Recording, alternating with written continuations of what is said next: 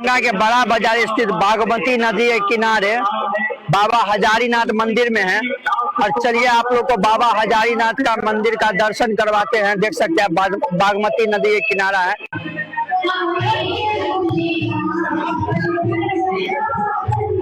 देख सकते हैं बाबा का द्वार में हम प्रवेश कर चुके हैं।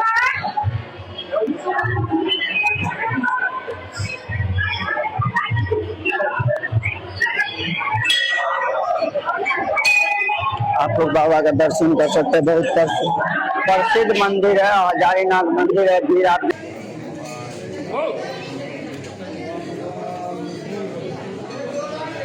देख सकते हैं ये मंदिर का पूरा देख सकते हैं आप किस तरह से है।